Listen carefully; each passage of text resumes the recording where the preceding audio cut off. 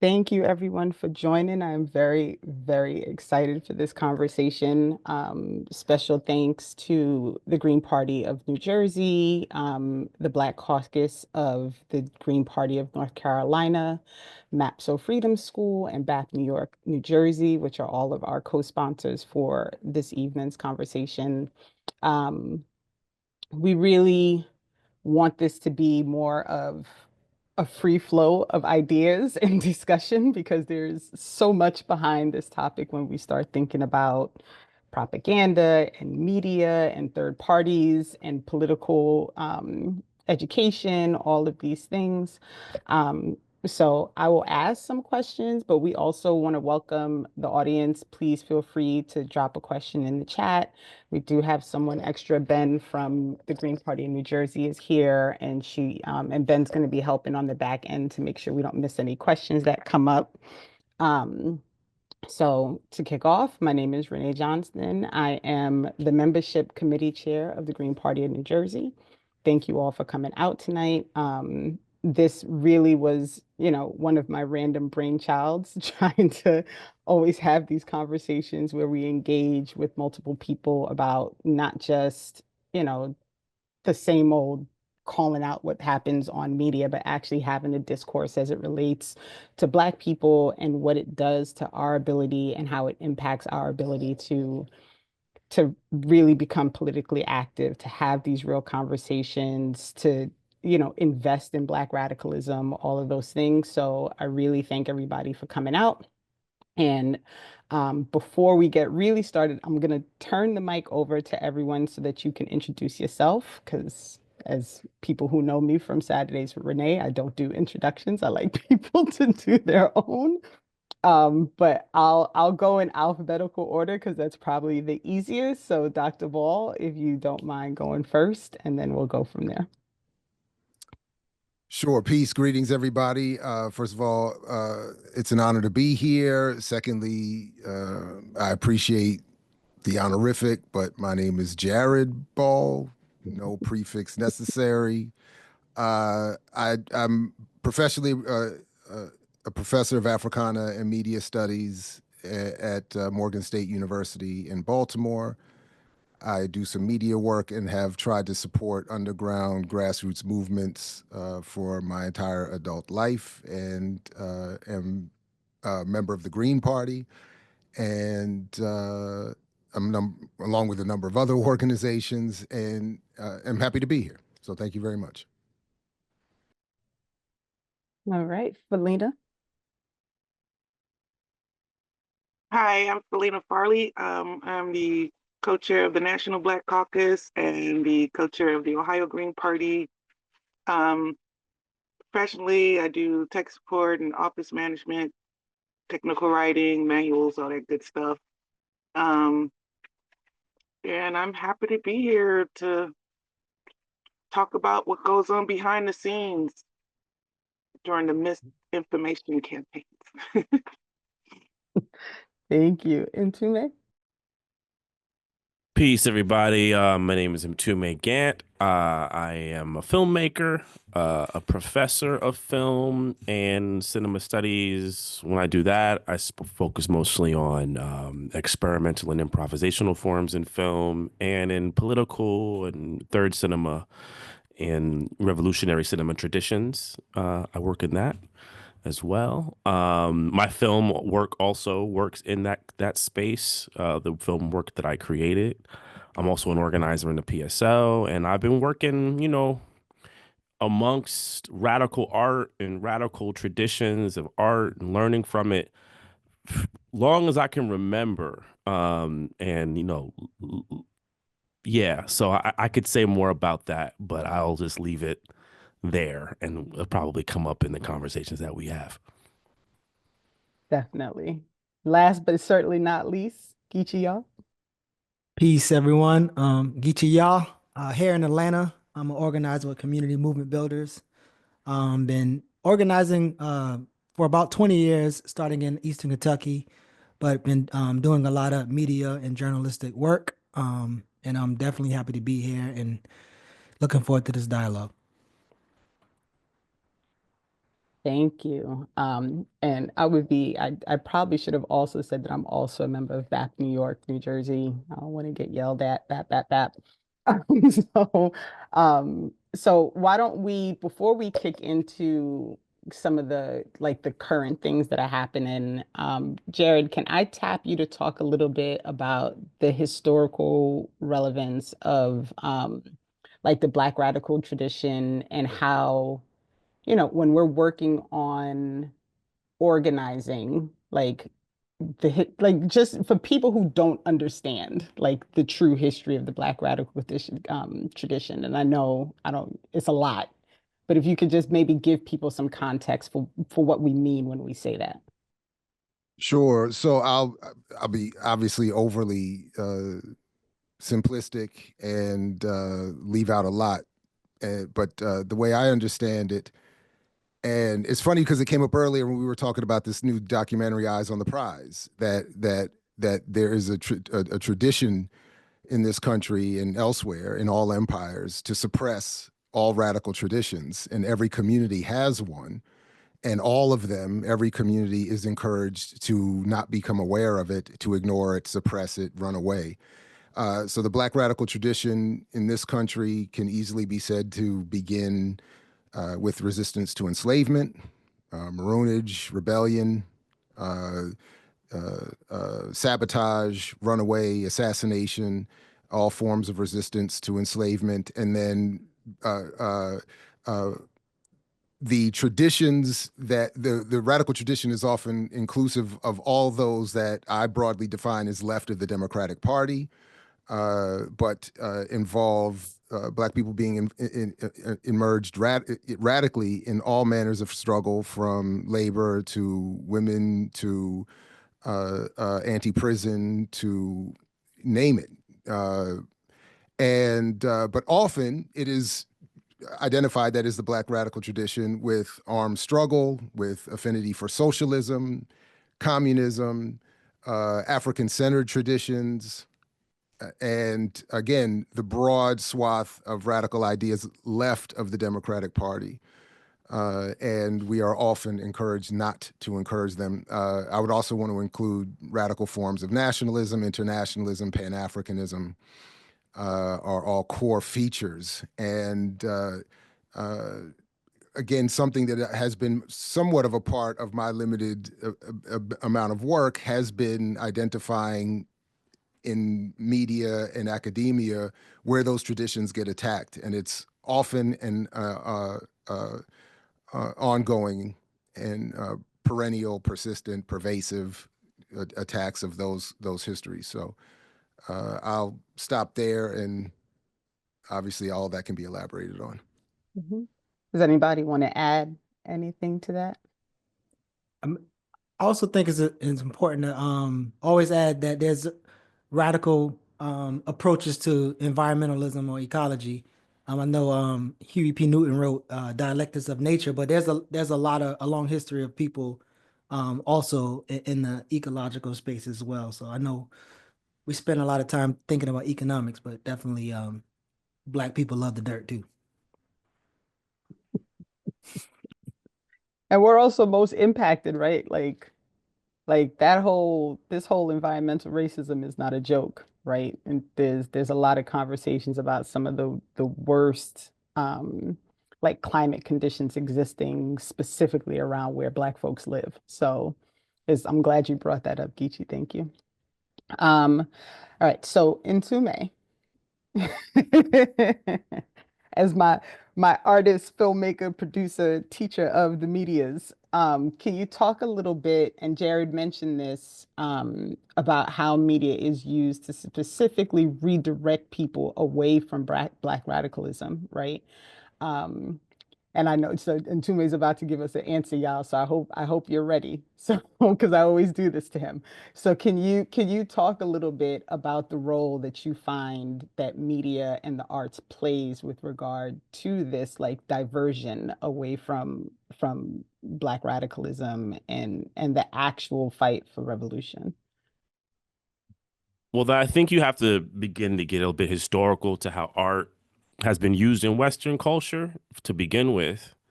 And once we were captured by Western culture, because we are captives of Western traditions here as African people, um, we have to say we were subsumed into their practices. And the practices that exist within, first of all, the artistic projects, within the European traditions are largely about creating and justifying the hierarchies they made when they made bourgeois democracy, when they made capitalist democracy. So practices like aesthetics are these categorizing practices of saying this is, high level, this is high beauty, this is not beauty, this is really cathartic, this is not cathartic, this is what's going to open you, what's not going to open you.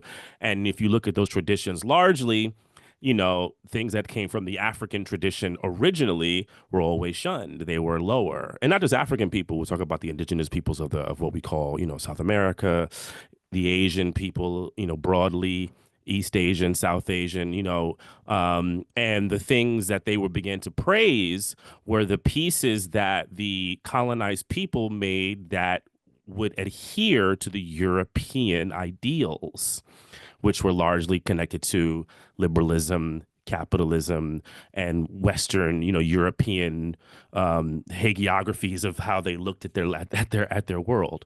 So, and then you go through. Then you got to get to mass media. And I know I'm jumping a little bit or a lot of bit, but when we get to mass media, you begin to get to a project that they needed to, consistently get people behind the actions they were making. Things like Birth of a Nation, we have to look as a mass media project, right? They wanted to create a certain perception of Americanism. I mean, the thing about film that people don't realize is that film wasn't just developed because a bunch of people were, you get these like really kind of tired stories of film being developed just because inventors were just, inventing things. These were capitalists. The Lumiere brothers were factory owners, right? You had Edison was a major player in this. They wanted to create the image so they could create propaganda to sell their different stories of their nations, of their national projects. These come through the Industrial Revolution. So they're creating these things and they want to kind of stamp a certain way and they have to get people behind it. And then, different things happen. So you have World War I, you have World War II. They have to create perception. It's all perception management, as they say, right? You have to create these perceptions of things. You have to get people behind the projects because America at the end of the day is an ongoing project, is an ongoing national colonial project that they have to consistently get people behind because what? Things happen. People can't eat. You can't get your eggs. You feel bad. You feel scared. You lose this. You have to do things to constantly get people behind. And where Black people come in is there, I think as the decades have gone on in this country and, the nation has had to assess how they're going to deal with the problem of Black people. Let's look at it. We're a problem. We are a problem that they consistently have to try to figure out and solve, right? So how do they solve the problem? Now, sometimes it's brute force, right? And we don't have, we probably will visit it today, but we know about the brute force against, the Black radical movements of the 60s, 30s, 20s. We can talk about all of them. But then also it has to come in the form of a flower, right? The idea that you can be brought in, right? You can be brought in. And then it goes back to me, that aesthetics project, right? The idea that if you create a certain perception for Black people, that if they do a certain level of things in terms of how they present themselves, represent themselves, create a disposition, and when they enter the world of America, that they will get the equal shot. It's funny. My father used to always talk about the level playing field, right? We just want a level playing field, like the kind of like capitalist logic of level playing field. And that's what they constantly do is say, Black people, if you it's like the John Hope Bryant thing. If y'all just get yourself together, right, you're going to get in the level playing field and you're going to be able to play the game correctly. And we get to the films, there is ongoing projects where they realize they can use cinema to convince people of the worth of a certain kind of Black narrative, a Black bourgeois, a Black liberal social aspiration, how to approach that. And then also the more pernicious one, which I think we will get into, is how to take the Black activist or Black radical tradition and commodify it and subsume it within the larger infrastructure of capital and commerce, and is basically make it a necessary component of the culture industry, right? And you know, this is not novel to black people. Also, don't want to say. I mean, they had this realization with the '60s hippies, with the white hippies, right? There's that book, The Conquest of Cool, where they talk about that, where they realized, they said, wait a minute, we're gonna have to do something because we have these dissidents. How can we take these dissidents and make them consumers? Right. And the same thing goes broadly to all these different communities, right? It goes to black people, it goes to LGBTQ people. They have to figure out a way to take that dissident energy, which is something that Walter Benjamin talks about, right? He says, I'm going to mess up, I'm not going to quote him, but I'm going to say essentially what Benjamin says is, he says, fascism is actually not giving people material needs, it's giving them expression and then denying them material needs within the state. To him, that was his view of fascism. That was the fascism that he was talking about in his, when he talked about the aestheticization of politics. And that's what we are in. We're in the aestheticization of politics. They make it an aesthetic. You go out and you can perform the aesthetic. You can go on Facebook and talk about, you know, this was a revolutionary moment because someone went on the Super Bowl or something like that and did something transformative, and suddenly it's revolution. And revolution simply becomes a performative aesthetic. It is not the BLA. It is not the Panthers. It is not Harry Haywood. You know, it is not Claudia Jones. It is not Malcolm. It is not these people. It is performative. It is media hype, and it is a t-shirts and products. So that's I don't know if that fully answered what you wanted, but that's kind of where I was, you know, No, I it's was able perfect. to throw out. It's perfect, and it's why I asked you the question specifically. Does anybody want to add to this aside from, I know Jared was itching to throw up his wrong when you mentioned our boy John Hope Bryant, but outside of that, does anybody want to add anything? All right, cool. Felina, I'm going to come to you next. And I'm coming to you next specifically because one of the things that we're really hoping to do as the Black Caucus of the Green Party is kind of make sure that our voices and our policy preferences, the things that are important to us as Black people in this country, are things that are taken note of and are addressed by the Green Party. So can you talk a little bit about the role that the Green Party plays? And, you know, I don't want you I don't want you to feel like you have to speak specifically like in terms of Black radicalism, right? Because it is the Green Party and we're doing our best, right? But if you could talk about just the role that the Black Caucus plays and how this historical tradition of fight, right? How that comes into play within the Black Caucus. Well, I think it's still a lot of resistance within the Green Party of caucuses in general, which makes it hard. And then those resistance of caucuses, it tends to focus on the Black caucus when it comes to the resistance more than the Women's Caucus and the Youth Caucus and all the other caucuses. It's just laser focused, or anytime the Black caucus is mentioned, that's when it brings out the worst in people about any type of radicalism. And unfortunately, the Green Party is not immune to it. Um, the best advice I've seen is that to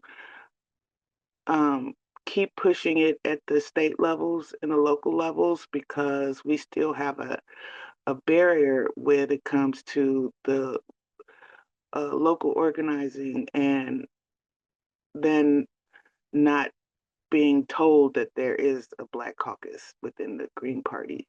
Um, I've been to plenty of Green Party events and conventions, and it's pretty much like the Green Party has a Black caucus. so, so we're still at that, since 2003, we're 20 years later, still not only breaking through with our existence, because most people think, when you go canvassing, the reality is they think you're talking about having a marijuana party, not politics. And then on top of that, the people that do know about the Green Party have no idea that the Black Caucus exists. So that's where we're at still, because of the disinfo campaigns and the misinformation and just the shadow banning and everything else that we have to deal with. Thank you. I bet people weren't expecting us to be real, but I don't do anything that's not about reality and truth. So I appreciate it. And that's part of why I was so glad, Philena, when you said you would be able to join, because part of what I'm hoping to come out of this is also an awakening for people who want to participate in the Green Party, right? Like electoral politics is a tricky space. And within that space, we also are fighting to be heard, right? So it's not like, we're fighting to be heard. And when you're in political spaces, all of a sudden, because you're a Black person, people are paying attention to what you're saying, right? So you end up with all these multiple battles that are happening. So I appreciate you, and thank you for that honesty, because that's what I knew you would do it, but I'm just glad you did. No problem. Does anybody have any thoughts about just like this whole idea of having this separate caucus within the Green Party? I just wanted to open it to the rest of you if there was anything else that you wanted to add. Okay. So I went to Philena first because I knew she was going to bring up the importance of on the ground organizing and organizing in communities. So I purposely went to her first before I came to Geechee. So Geechee is part of Community Movement Builders. A lot of the conversations that you and I have, both online and offline, are about this role of like organizing on the ground and actually being a person who is trying to get people to connect policy to the movement building, right? Policy to their material conditions. Can you talk a little bit about that, like that idea that people don't always connect those two things, and how important it is for that connection to be made as part of that organizing on the ground? And you could talk a little bit about specifically what Community Movement Builders does, because I think that might help kind of organize the scope of what you all do and how that relates to what I'm asking you. Absolutely. So first I want to say, along with loving dirt, Black people love water and plants too. So if we're talking about other green stuff, it's okay. I'm cool with it. But so essentially, if we're talking about building power, I don't know how we get to power without maybe parties, right? Party formation, but also without like having policies, right? So as organizers, as critical thinkers, it seems that we are heavy on the gas of saying what we don't like and what we are against. And not so often are we having conversations around the policies that we believe in, the policies that we think could help us achieve the social order that we want to that we want to see or live in. And so, as I think about policy, I want to read a quick definition or even a framing of policy based off of Dr. Amos Wilson's book, The Policy Formation. But he says when we refer to policy rather informally or impressively, yet pragmatically, as the rules of the games, as the rules of power used to organize, direct, and regulate the activities, the production, and the consumption of resources, internal and external social relations, and institutions of society in order to defend and advance what the institution, I'm sorry, advance what it perceives is its overall interest. So if we have overall interest to again have deep social change, we should probably also have policies that help us achieve those, and we should be able to communicate that explicitly to the people we claim to be organizing. So CMB, we in Atlanta particularly, we are place-based organizing, trying to build power in the Pittsburgh community, one of the last standing Black communities in the area. And one of the things we're doing right now initially is the pain points research to find out what people's issues are. But after we get all those issues, we're able to, again, build political education around those issues so that we can kind of come on one, be one in understanding those issues, but also that will allow us to kind of lay out the type of policies that directly impact us and the policy we should fight for. So rather it be programs or other outside things, we should probably know that public policy is going to speak to a larger the larger body of people, right? So your programs can probably feed 7 people. But if you struggle for public policy, which I would assume we all are struggling for power and redirect taxes or this control of the state apparatus, that will help more people than other. So, and then the other thing, I think whenever we communicate policy, the policies that we advocate for, I think it gives organizations or gives people who are connected to organizations the opportunity to hold us accountable to see if we even are headed towards creating such a thing. Jared always talks about the crisis of methodology. I think that would even expose us if we even have the correct methods to even achieve this thing that we want to achieve. So yeah, I think political education in the policy spaces are to me are seeming more effective. There's a media study that says that most people kind of like lean into their media diet or go into confirmation bias when they listen to media or listen to things. And I would say that same thing with us, like us with the radical left voices, people with radical left perspectives come to us. And we're not really in those mainstream spaces struggling with those ideas. So I think it's important for us to go in those spaces to shred some of those ideas in real time. And if we don't do that, again, we'll still be talking and being the coldest person in the silos on the left. Thank you. Does anybody want to add? I'm always going to give space for people to add, by the way. So, so as we're going, just know that that's part of the plan. So I want to talk a little more generally about how like propaganda and media and all these things block us from being able to do some of this organizing work, right? Because it's a rough space, y'all. And sometimes I know for me specifically, like being a person who pays attention to a lot of things and being a person who does the research and does the reading, sometimes I kind of wish I was in the same bubble that a lot of people live in, where they're not really paying attention to these things and they're being distracted by all the things that are telling us, oh, well, if you just, just get a job and work real hard and buy your house and, everything's going to be fine, without really, reminding us of the multiple fights that we're raging, right, on a consistent basis just to survive, right? So my more general question is how do we organize? Let me back up.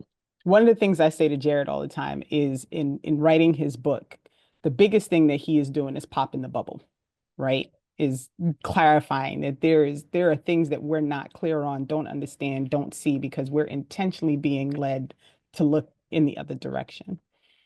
How do we fight that battle as far as looking at media, propaganda, what the news does, music, movies? Like, how do we assist people in popping that bubble of propaganda so that they can actually face the realities of what we are dealing with as a people in this country? I know that's a big question. It's a big question, but I'm gonna throw it out there, and whoever unmutes first can answer first.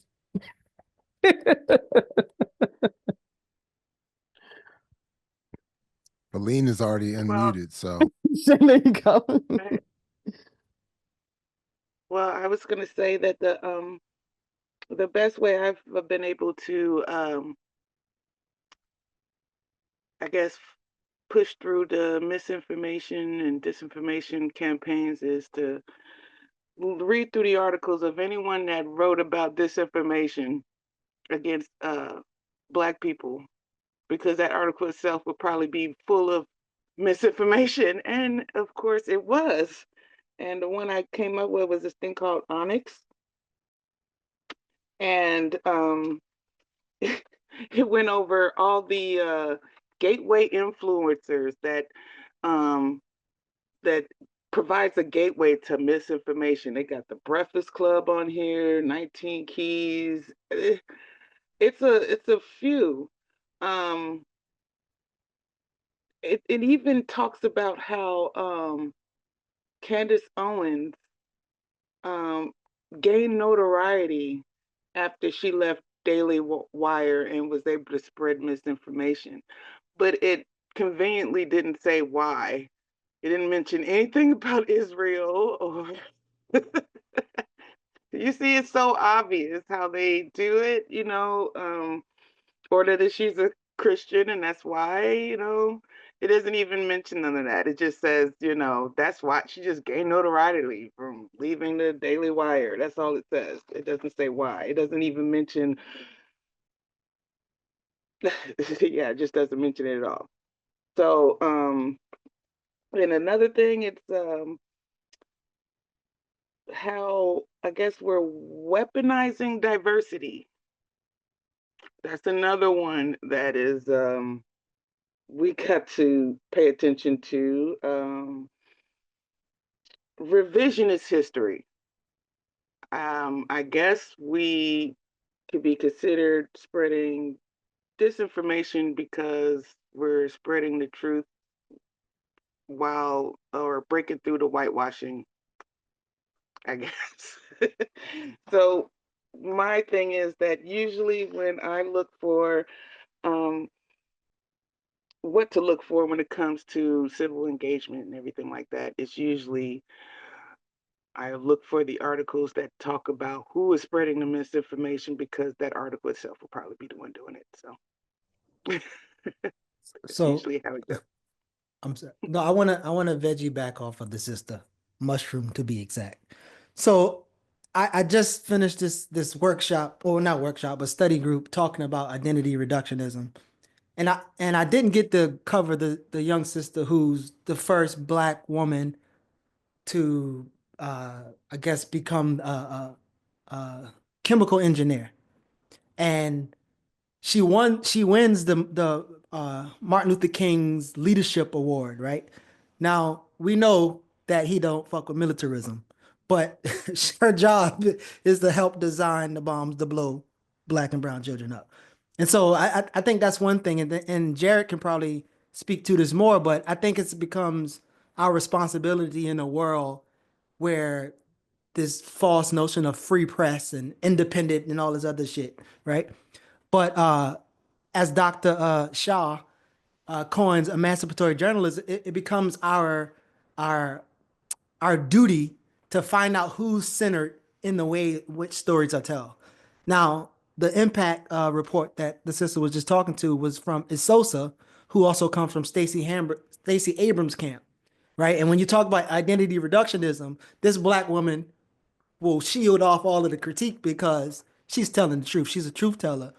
And while she's telling the truth, she'll gobble up right wing right with the far left, right? So I think Black Liberation Media probably was mentioned in the report that wasn't published, but again, that I think that's why it's important. Okay, it's the old Bible lessons about who's the speaker, whom they speaking to, and then what they're saying. So I think it's important for us to like really focus on who's the target audience, and then what is the objectives of the person who's sharing it. So again, I think Jared can go more into the necessity of emancipatory journalism. That's an alley hoop, Jared.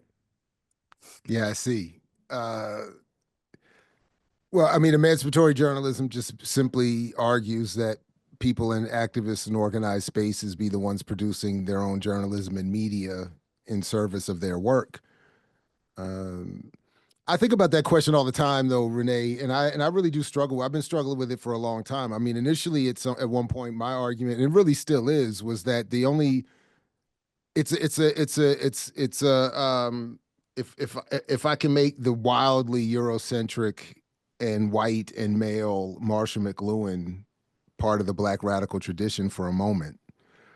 I mean, he was right when he made the point that given the media environment that he was seeing, 30, 40, 50 years ago, 50, 60 years ago, that the only hope for marginalized groups to be heard was through what would be considered terrorism.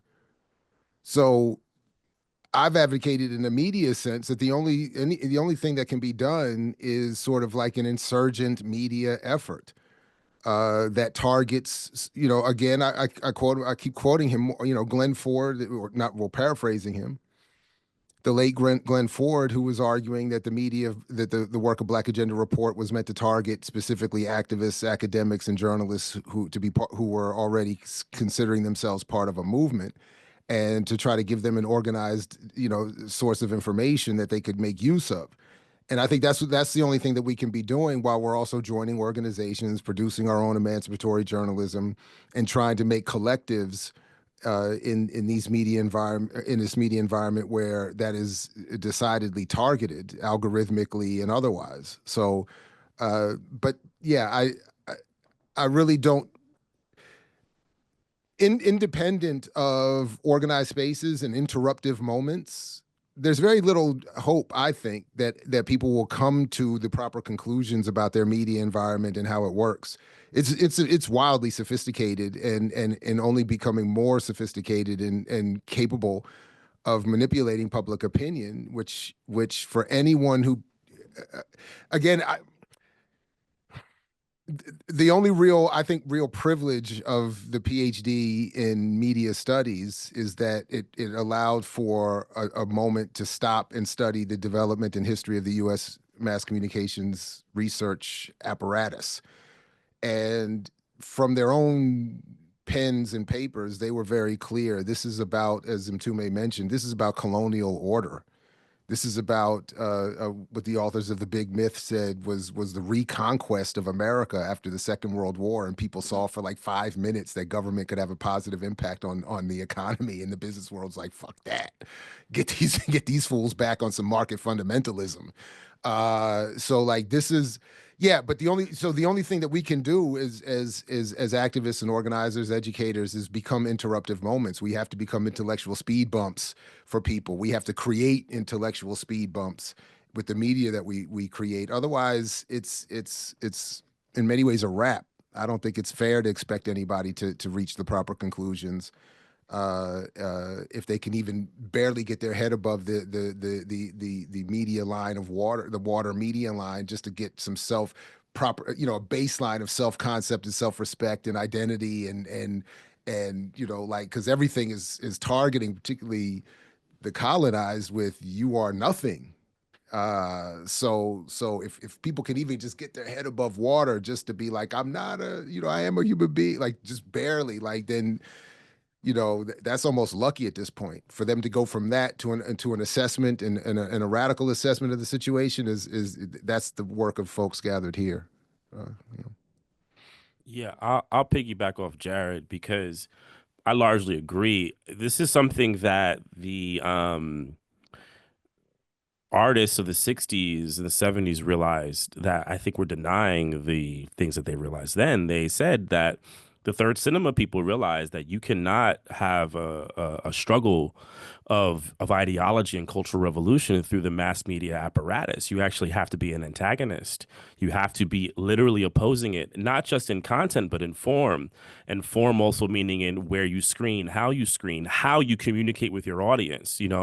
Tomas Gutierrez Alea, the great Cuban filmmaker who developed the ICAIC in Cuba, the great Cuban Film Institute, he wrote this great essay called The Viewer's Dialectic. And part of what he talked about the viewer's dialectic is this. He's like, look, we cannot replicate the bourgeois structure of audience and creator. Right. It's Augusto Boal. You have to actually break the social contract that exists within bourgeois society.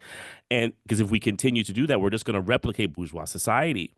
And this is something that we have to really accept, because the other thing that I've come to realize about is that like media is like a proxy war, right? There's real wars happening out there that when we see them, we see what's happening, or real genocides happening, like what's happening in Palestine and Sudan and various places, right? But the media world is like the little proxy war that they fight, right? And we fight in there with it, and we, do all these things. We, go on Trump's Twitter and just, you pig and things like that, and we expel all our expressive energy on those in those spaces, and we fight that, and it doesn't do much for us, right? And we have to be very critical of that. Now, another part of my answer is it has to be a multi-frontal effort. So, I don't think you can completely abandon spaces like YouTube or the apparatuses that exist. That's not necessarily what I'm saying.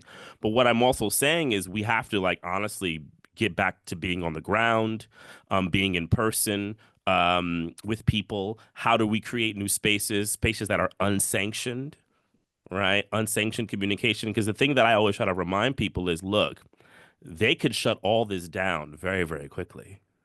They have the buttons.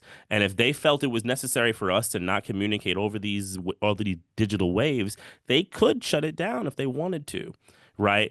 So do we have autonomous infrastructures that we can create in the revolutionary moment, right? As I agree with Geechee, ultimately we want policy and we want political power. We want to have the state reflect us, right? We want to be that dictatorship of the proletariat, however you want to look at it. But where we are right now, we need to create some kind of autonomous infrastructures on how we're communicating, right? While we still do keep some of these as they haven't completely shut us out, because we do need to figure out how to communicate. But it has to be a multi-frontal effort. And the last thing I'll say is a lot of it also has to be in telling people how to perceive, ingest, and analyze what they're seeing and what they're participating in, and create, whether it's even curriculums on how to view. I think a lot of things that I see are how to look at popular thing that's happening and how to make it a teaching moment, but from like the positive, right? Like how to look at Beyonce's performance and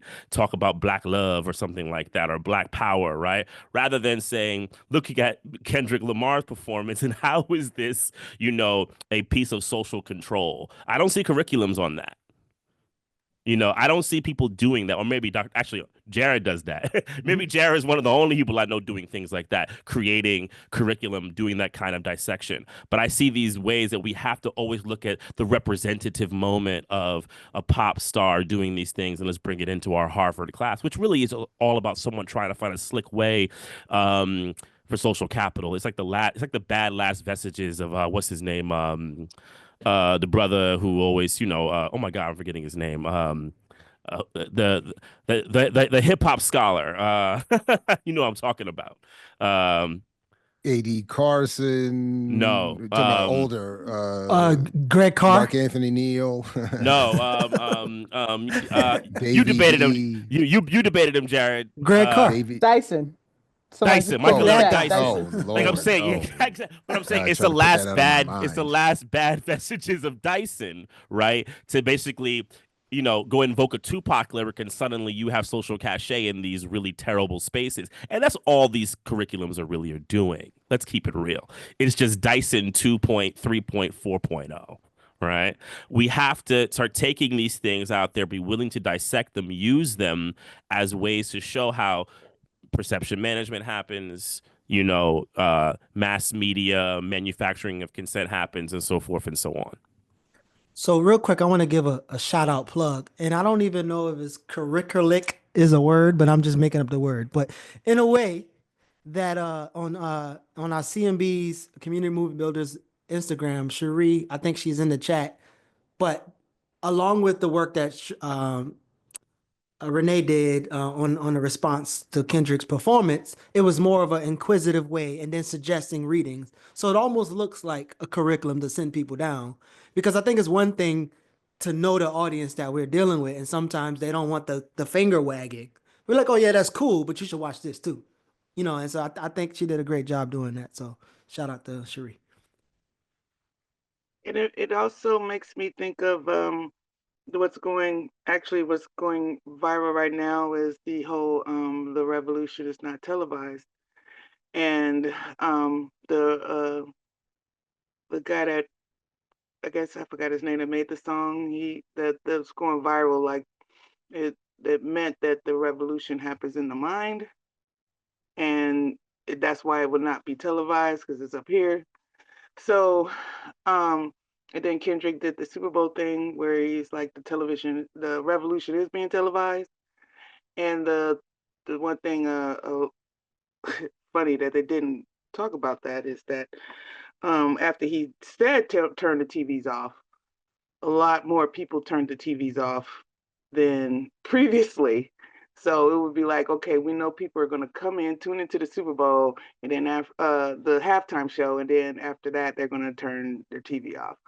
But what was different this time was people watched all from the beginning all the way up to the halftime show, and then when he said turn the TV off, they turned it off and didn't finish watch Super Bowl, which has never happened before. So I thought that, well, is the revolution now happening in the mind? Because maybe we're finally getting there. I'm paying attention to what people are paying attention to. I think the whole TikTok ban pushed a lot of people in that direction because they did get their voices turned off, even for 24 hours. And then it came back on and it shook them because it wasn't the same. So it seems like the powers that be are forcing the revolution not to be televised because it's happening up here. So that's my 2 cents. I didn't actually know that about people because his performance actually didn't end when he said turn. He did something else, didn't he? After he said turn the TV off, didn't he keep going? Right. So uh, So, that's interesting. Um, I'll have to look that. Y'all know, don't send me down a rabbit hole looking for numbers on stuff because you know how I get. Um, but, but so this brings me to like a really a big thing that I have written down, which is the counterinsurgency, right? And since we kind of went to Kendrick Lamar and Beyonce and all these different things, um, me personally, I was not a fan of this whole like Kendrick Lamar is televising the revolution because you cannot have a revolution during a halftime show at the Super Bowl. It's not like the Super Bowl within itself is an intersection of all things capitalism, right? So you cannot like once you're on the stage as part of the Super Bowl halftime show, you are deeply invested and they are allowing you to represent, a money-making venture. Like that's your job. And so no matter what you say or do while you have that stage, um, the performance is nice, but in the end, everything that you're doing is in an effort to support the system that a revolution would actually break. So it's like, for me, this real tricky, like now every time I turn around, it's like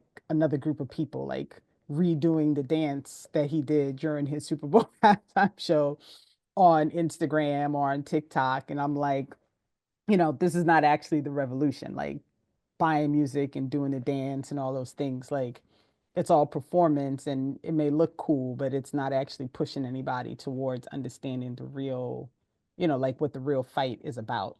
Because the one thing that Kendrick Lamar did not do was give any face, space, or value to the gentleman who was running around behind him, probably somewhere with the Sudanese and the Palestinian flag, right?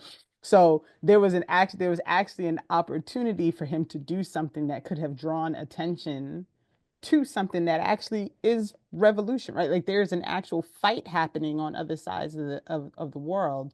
And instead he allowed the cameras to just ignore that. He made no statements about it. Not that I expected him to. It's not like Kendrick Lamar is doing anything with regard to any of these issues, but even that small moment that he had to do that, he failed to do it, right? So I always want, this idea of putting forward this representation of something that people can be excited about, right? Like we get excited because he did the flag and he split the flag and all these things. Like it's all, in my opinion, counterinsurgency, which is something we talk about all the time. Um, and it's something that has come up a lot recently. We've been talking Tip of the Spear, which is or Simon Burton's book about the Attica Revolt. Highly recommend for folks who have not read it. Jared has been using Ori's definition of counterinsurgency and a lot of things that he's been doing lately. But I'd like us to kind of focus on what does it mean that the powers that be, media, government, all these things allow certain things to be put forward, right? They allow these things to come out, the movies, the performances, the music, all these things, and then it's presented in this way that if you're not really clear on what the ultimate goal is, right? Which is just to keep us all on our hamster wheels and spinning and not actually fighting for anything real.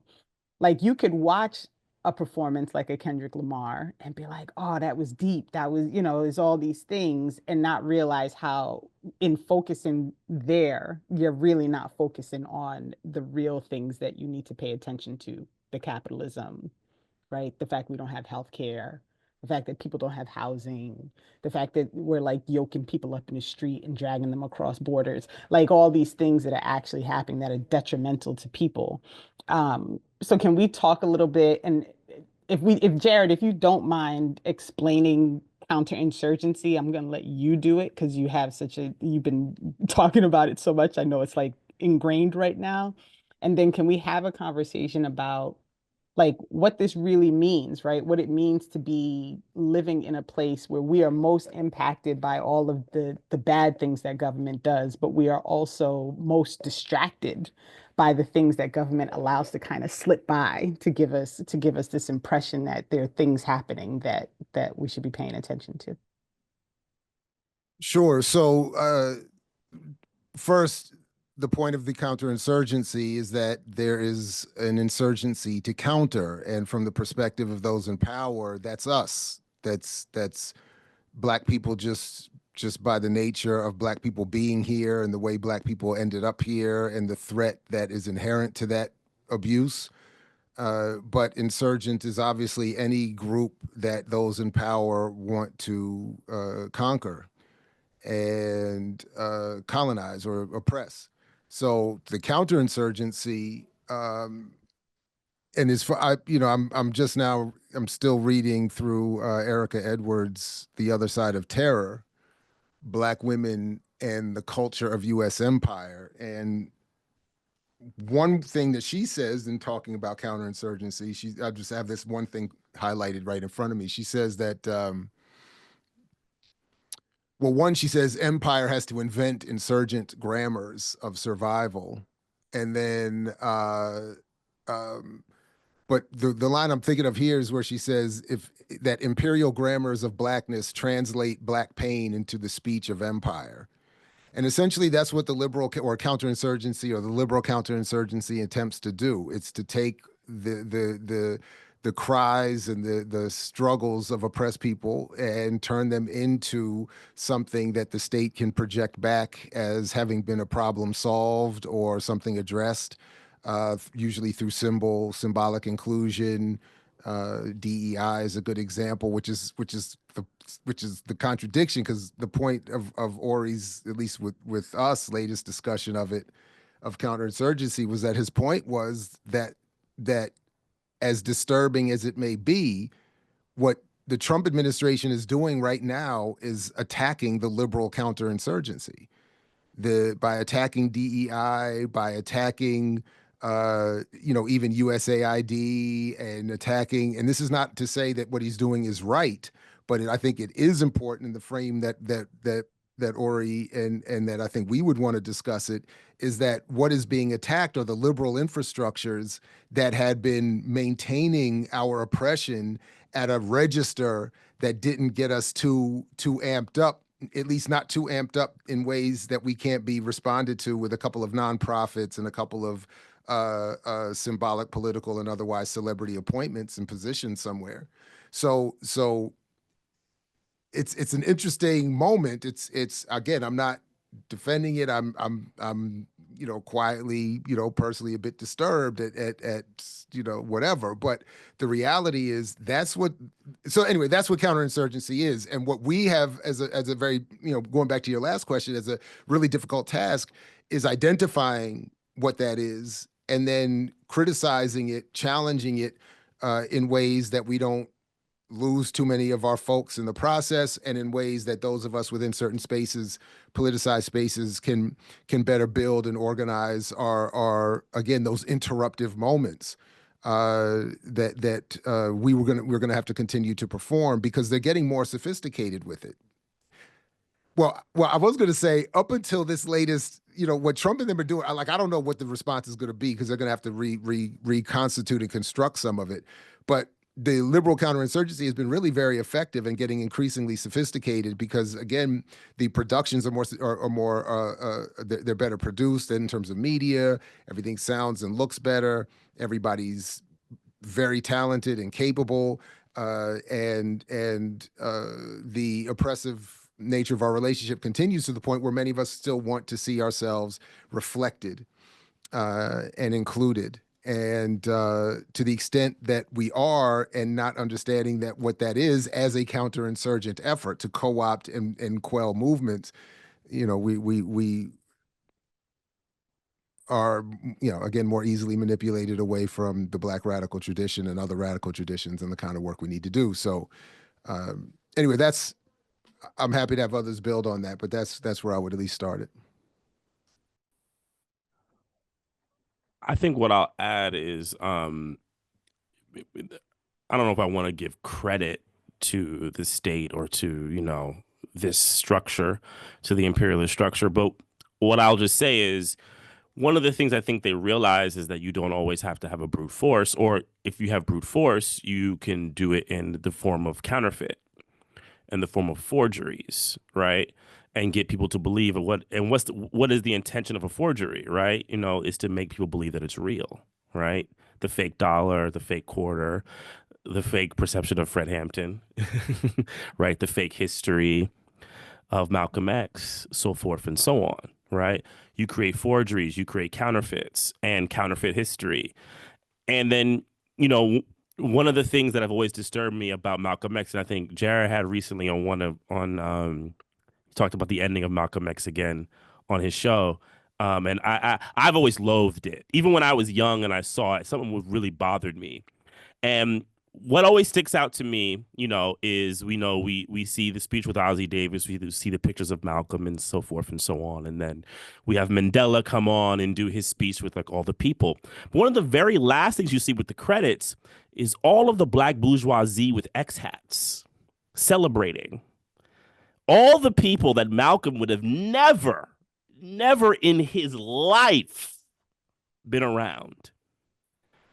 And they get to create a forgery, a counterfeit line of lineage that, the Black bourgeoisie of the 90s is now the legacy of Malcolm X, which is just a total misrepresentation of historical lines, of radical history, of radical, traditions, all of it. It just makes no sense, right? And of course, they're going to put money behind it because they like this. This works for them. They can try to subsume Malcolm into the pop culture of the 90s. I don't think it really worked. I think they did it, and then they quickly got away from it as quickly as they could because they realized, I don't think Malcolm really can be. You leave Malcolm out there too much, people will start to dig in and find out the real shit. It's just what it is. You can't fool people too much with him. But that's the key to create a counterfeit. You have to create counterfeits, and this is what this whole thing is about. If you create these forgeries of history, people will begin to believe in them. They'll begin to identify with them. And then, this is why Stephen A. Smith can go on and talk about Malcolm X, which is like absurd, right? Which is why Beyonce can feel totally comfortable, invoking the Black Panthers. I see people like Aton Thomas on Facebook, talking crap about Black people, not voting for Kamala Harris, and he has like a Huey P. Newton and reminding avatar in his Facebook profile, and it makes no sense.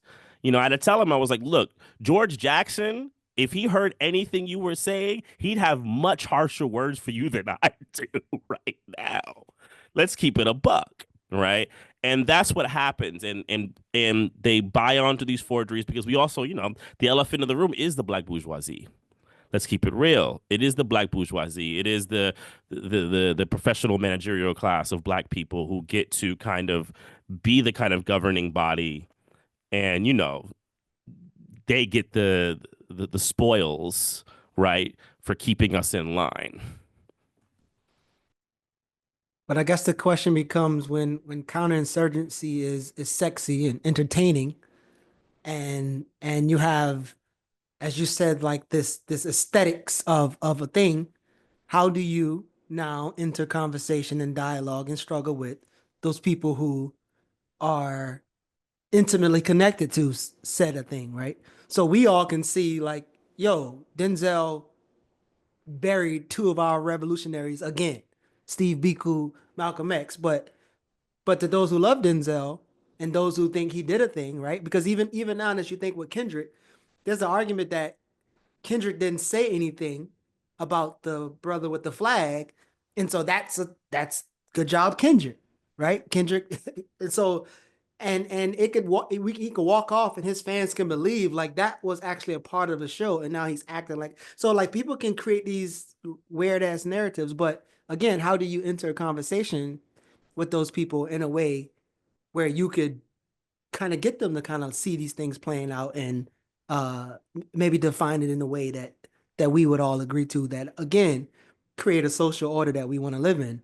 Because again, I know we're gonna do a soundtrack to a coup d'etat soon, but essentially, how do you get the fans and the people emotionally connected to those beautiful voices and faces? And that is the ultimate question, right? Because people get so I think it's very easy for people to put up the picture of them like with the fist or to all these like little visual cues and setups so that they can represent themselves as people who are really actually like radical thinkers or people who understand like the traditions of Black struggle. Um, even like now, and it's only because I reread Ori's book in preparing to write a review on it. So even the understanding of the role that people behind bars during the 60s and 70s played in this tradition, right? In how much organizing happened in a prison, right? Because nobody ever thinks about that side of it. Nobody really thinks about how all of these things that happened in the 70s in the New York State prison system, the courses and the classes and all the volunteers that came in, and that all of these things were actually a response to the organizing that took place within prison walls, right? Because they were trying to get people to understand how bad it was within the prison, because they were trying to stop all of the physical and mental and sexual abuse that happened behind prison walls. And so in response to that, what does the state do? The state gives them classes and volunteers and people to kind of divert those attentions and energies away from that organizing struggle. Like you don't have to worry about organizing around like actually getting people to treat you like you're a human being. Go take a class instead. We got go run a marathon at San Quentin and we'll do a whole documentary about people in prison running marathons at San Quentin that does not mention George Jackson, who was shot to death on the same yard that they're running this marathon on, right? So there are all these ways that the state just provides diversion, right? Like it's literally like it's just like go look over there and don't pay attention. Um, does anybody want to add anything about the counterinsurgency? I Go do ahead, want to Mtume. add, I do want to Mhm. add a thing because now I remembered. So another thing, I think that they also do is I think of a film like Lee Daniels' The Butler. One of the things that really pissed me off about that movie was to also make the Black Panthers seem like this unprincipled grouping, right? So also the defaming. I think of honestly Stanley, what's his name, who made the Black Panther documentary.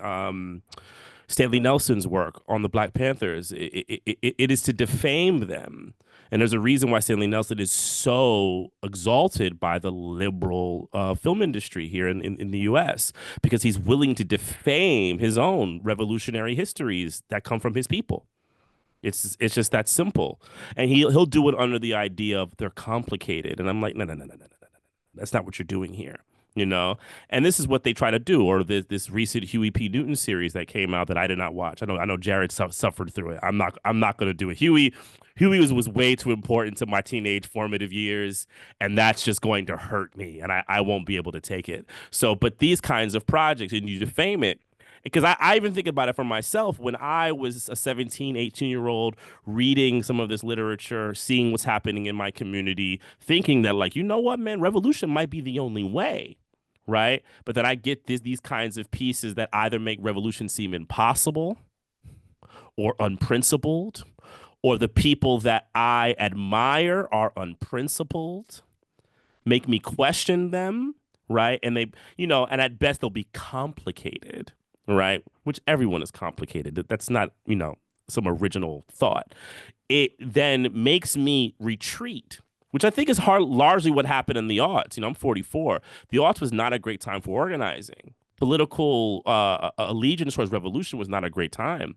People were really down on it. And I think a lot of it had to do with a very counterinsurgent effort through media to defame those histories, to make those histories seem unprincipled, and I'm thankful that, something has happened, or many things have happened in the last 20 years to kind of push people to basically looking at that period saying, someone was weird there. We have to actually go back to these people and look at them and acknowledge their strength.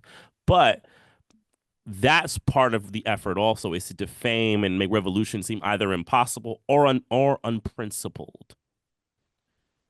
Just quickly, can I add that first I put a quote from Dr. Burton in the chat regarding liberal counterinsurgency. I think it's another great summary. I just wanted to add, though, to Mtume's point here,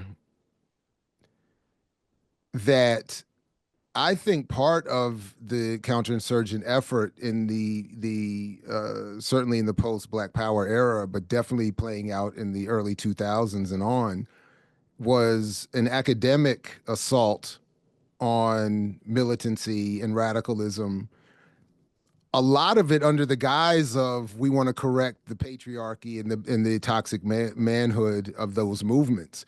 So, and that's why I always keep asking people to go back and read Safia Bukhari's The War Before and others to get a more appropriate critique of that.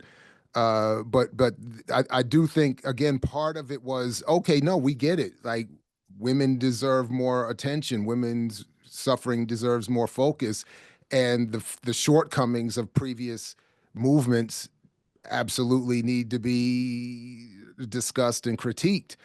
But there again, just this a lot of scholarship over the last 30 years that centered the shortcomings of largely Black men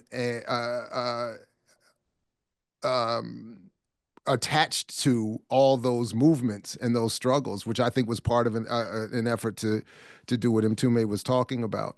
And again, we've seen the same thing with the LGBTQ community. Again, there's these very liberal approaches to these again, very important struggles, but the liberal approach to them is meant to how did Burton put it? Assimilate marginalized groups in positions of relative authority in the hopes that their ascendance will obscure the conditions of naked violence.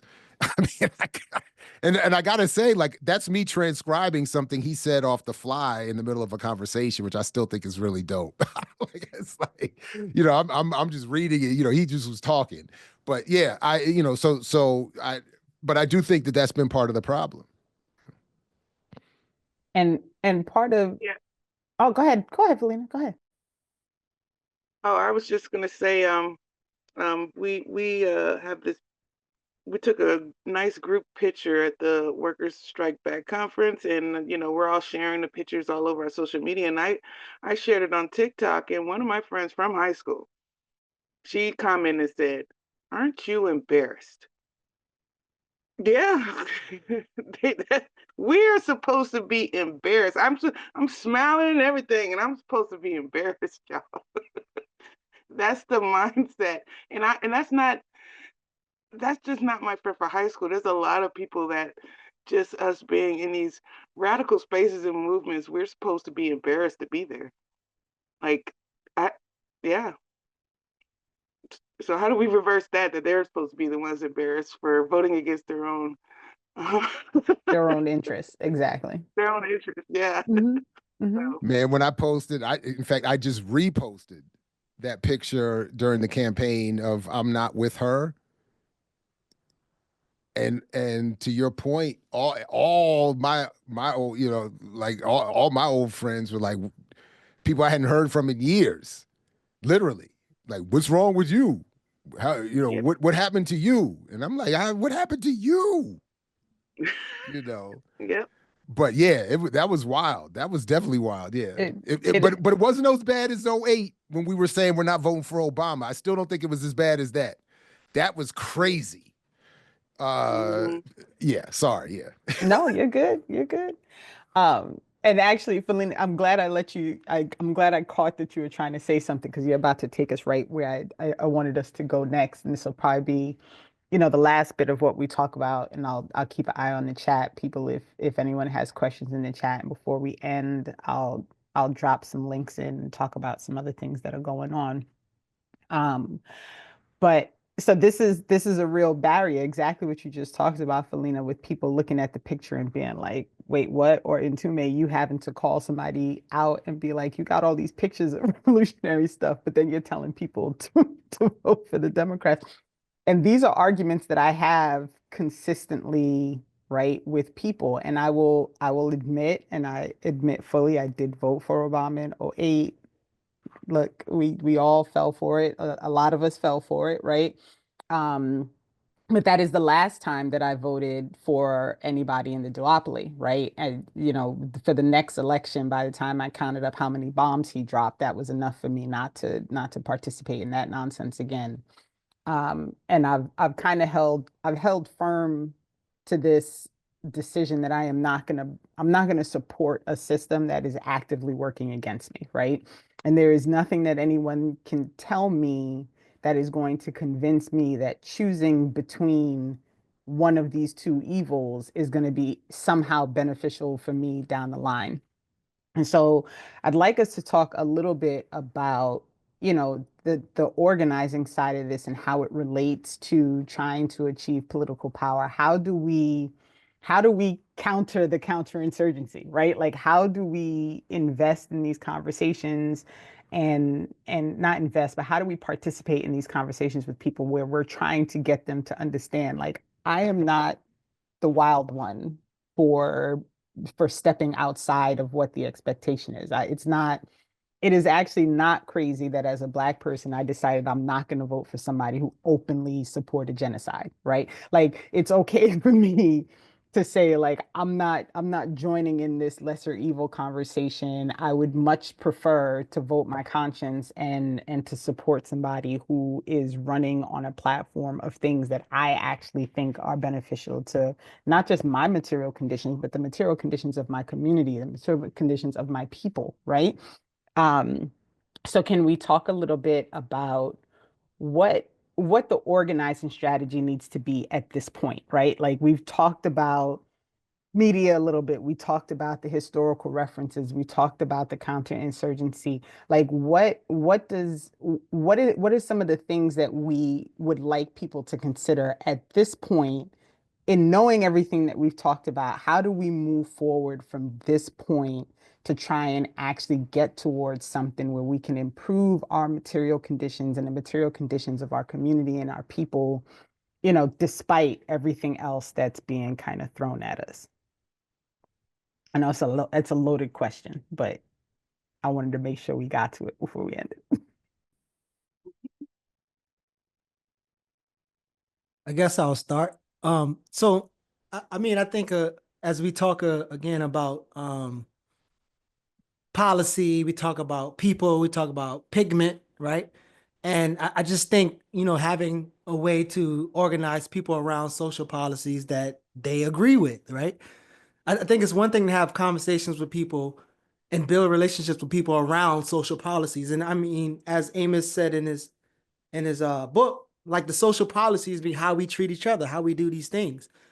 And I believe building relationships off of that, building understanding off of that prior to these elections and shit that's happening, like you can now clearly see people, show people how their policies, the way that they want to live, measure up with these other, these people. And so even so in creating a united front, like if you're really serving the people and you're really meeting their needs or talking about their needs or addressing their needs, you can create a list of policies that say these are the policies that our organization stand for and we're working towards do these things. That should help other organizations kind of agree with, those policies. Again, as Kwame Ture said, we both can be against something. That doesn't mean we're for something. I think putting our social policy or our policies in front of us constantly will allow us to kind of like struggle through some things with maybe some other orgs on the left. So I do believe that using, as Lennon suggested, using the political arena, especially in a society like this, is for political education. But in order to do that, you should be able to communicate those policies that you advocate for. I remember having a conversation with somebody who would go nameless who's in a party, and I and I was asking about what are your social policies, like how, and they couldn't really answer that, right? And I just think we should probably be more clear with how we believe that we could bring a social order to existence based off of our rules of engagements, right? And so I think should start there, being explicitly clear about the policies we believe that will help us achieve the social order that we claim to be organizing for.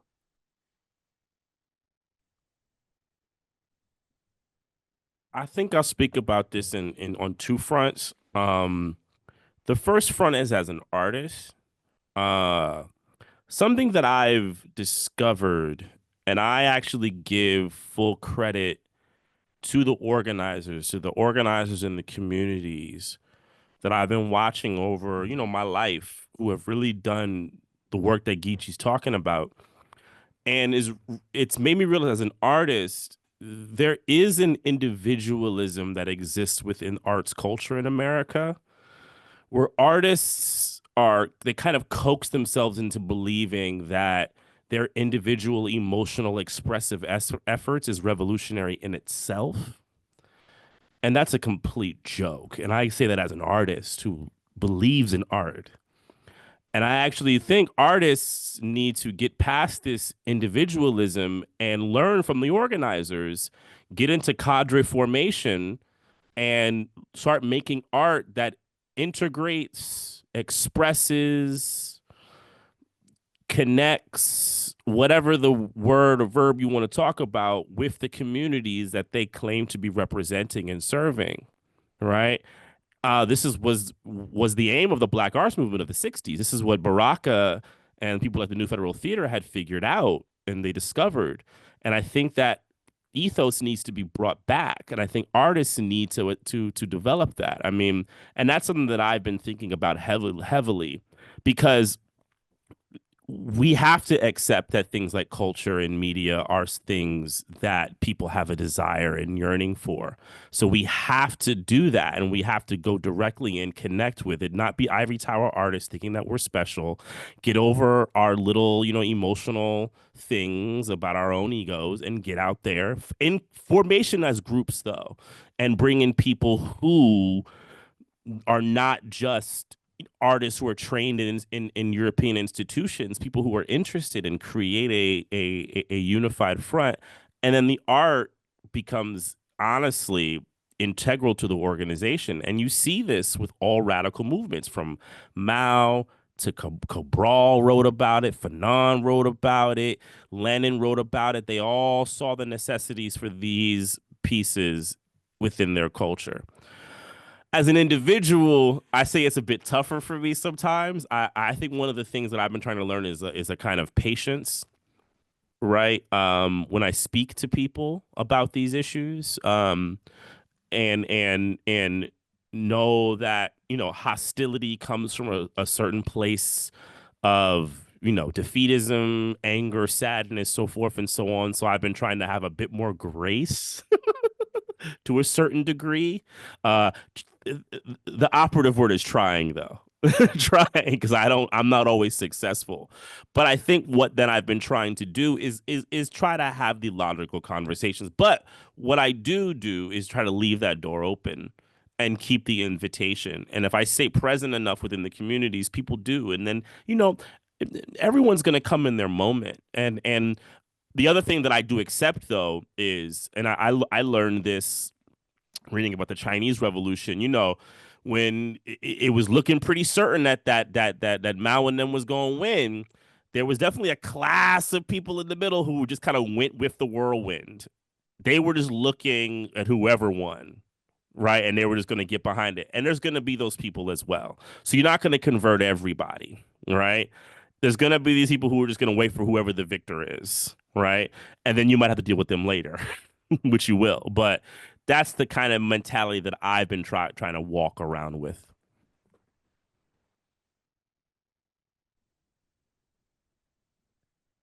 I just think So, I just think we have to do better on within these spaces to organize ourselves, to develop the policy we want to run on, develop the candidates we want to run on those policies, to develop the party formations and structures we're going to support and how we're going to engage them.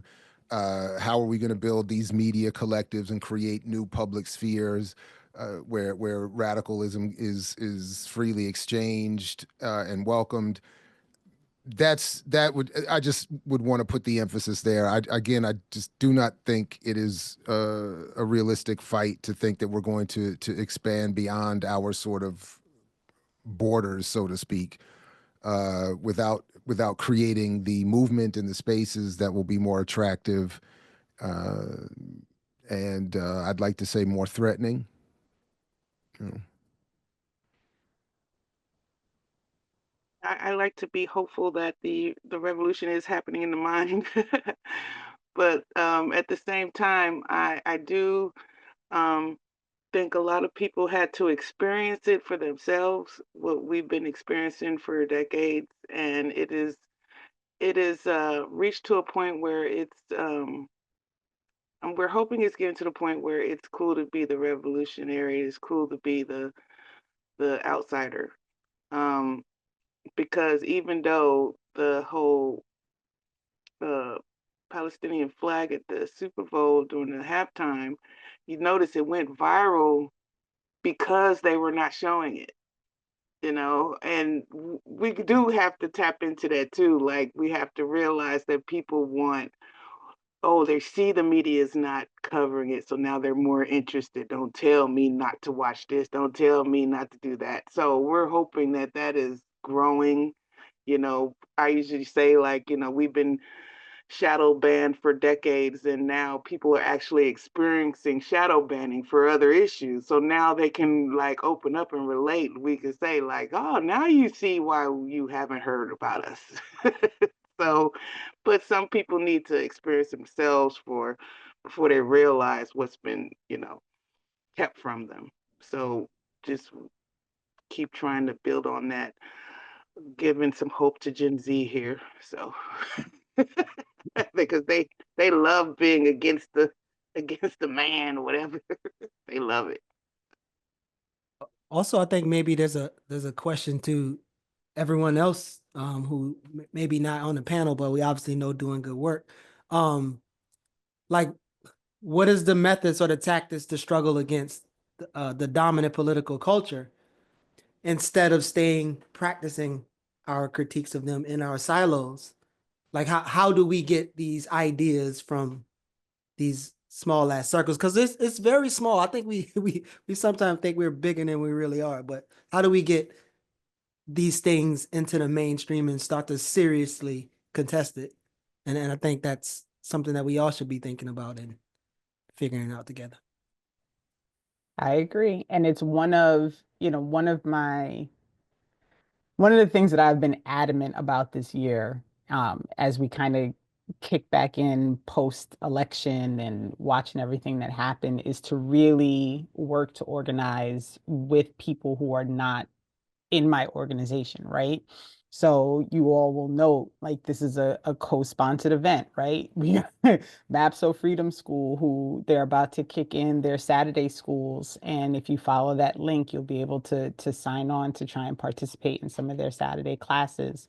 BAP is doing a lot of work with regard to trying to bring an understanding forward of how colonialism, capitalism, and imperialism are really having an impact in other places around the world, for diasporic Africans, right? So there's a lot of work that is happening that I don't think people really are aware of. And so I agree with you, Geechee. And one of the things that I hope in my random, like, posting and making people sit on meetings with me and dragging Jared on a train and a car up to New Jersey, like, all these things, that it's giving people a reason to pay attention to something that maybe they hadn't really thought about before, right? Like that maybe they hadn't contemplated doing before. That united front, I think, is a major thing, right? It's important that we start to struggle collectively, right? And that we're not just doing this independent struggle and everybody's doing their own thing when we're all actually trying to get to the same place, right? So I think that's a huge part.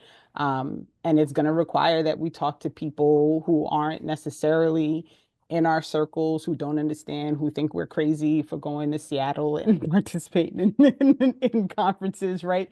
Like these are the conversations. And I encourage people when someone says to you, like, oh, that's wild, why you do that? Like, ask them, like, well, why wouldn't I?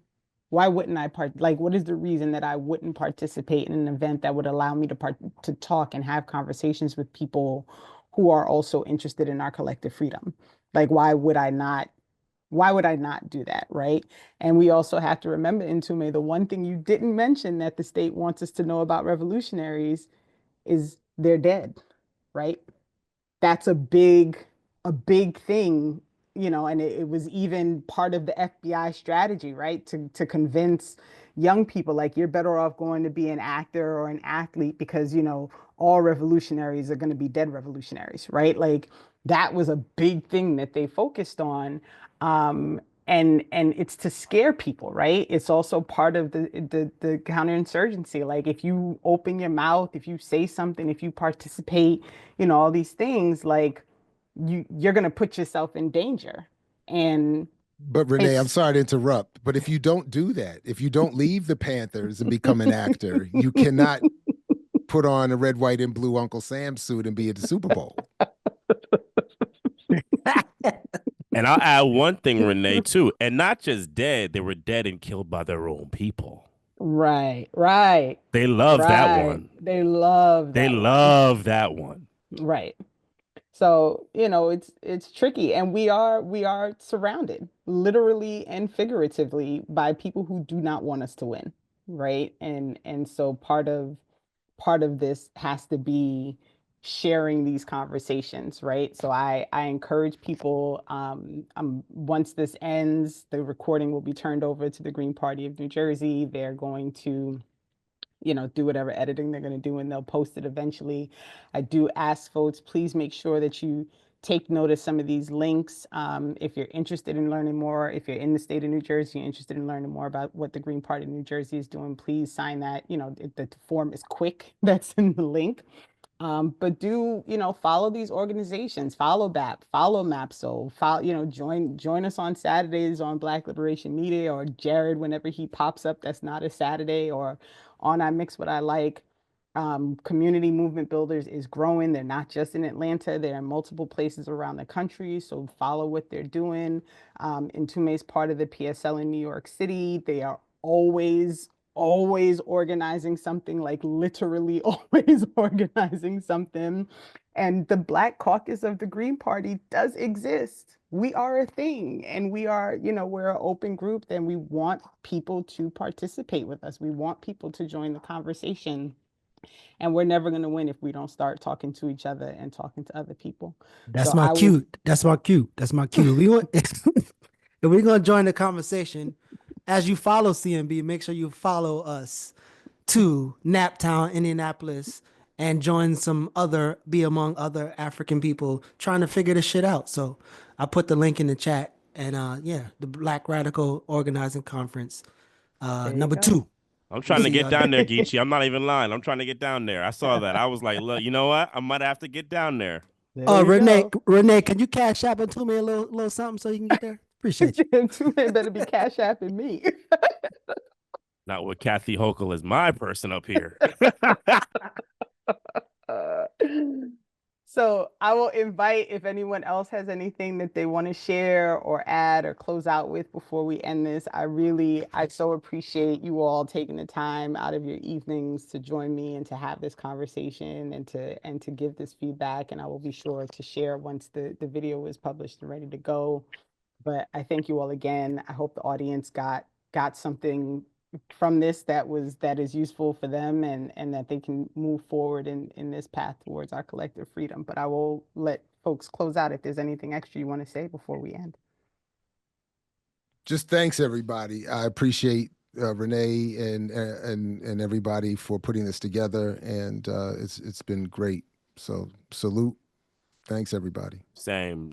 Pleasure to be here. Thank you for the conversation with, comrades and folks. And yeah, it's been a pleasure. Definitely. Thank you for the invite. Thank you for allowing me in this space to build with the people. And yeah, let's keep struggling. Thank you for giving the Black Caucus some space. I know it's been hard to find us, but we are on Twitter and Facebook. All right, y'all. Thanks so much, everybody, and have a great night. Peace. Only if you're willing to fight for it. There you go, Jared. I remembered. Have a good night, everybody. Thank you.